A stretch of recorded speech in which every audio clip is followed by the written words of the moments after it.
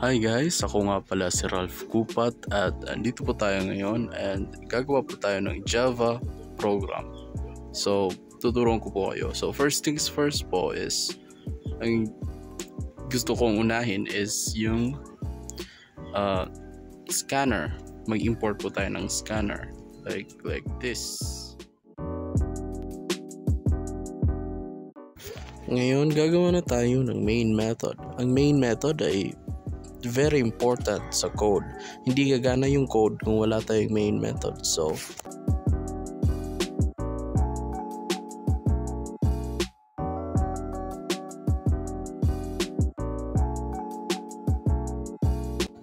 pagkatapos natin gawin ng main method natin, gagawa na tayo ng scanner. Tatawagin na natin yung scanner para magamit natin like this.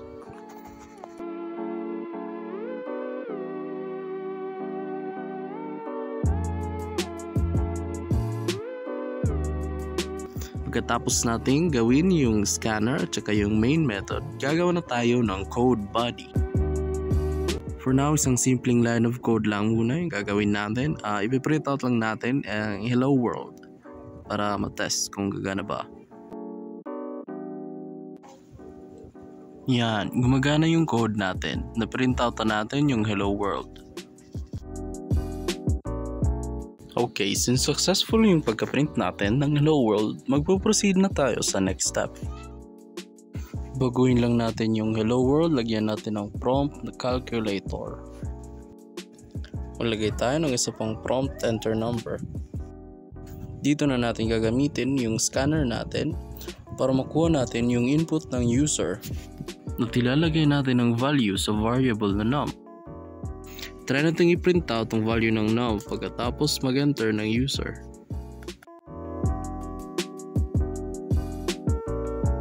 Okay, so walang error yung code natin.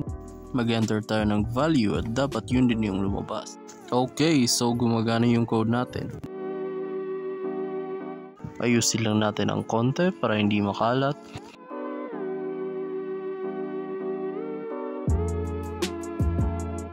Gagawa na tayo ng isa pang prompt para mag-enter ng second number.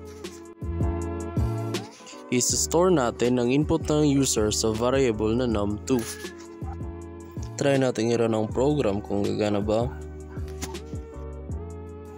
Okay, gumagana yung program natin. Nakaka-input din tayo ng mga values pero wala pa tayong operations. Gagawa na tayo ng unang operation which is sum. I-add natin ang values ng num1 pati num2. I-run natin yung program at i-try kung gumagana ba. Okay, so far wala pa tayong error na na-encounter. Nag-enter tayo ng dalawang numbers and sakto yung sum.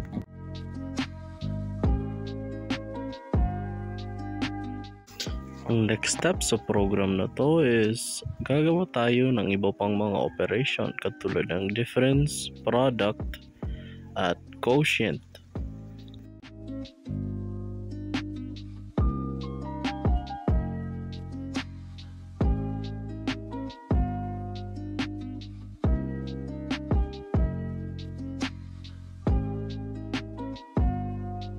Okay, after double checking, check natin kung merong mali, run natin kung merong error.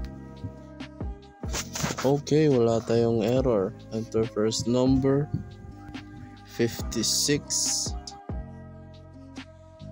Enter second number 2.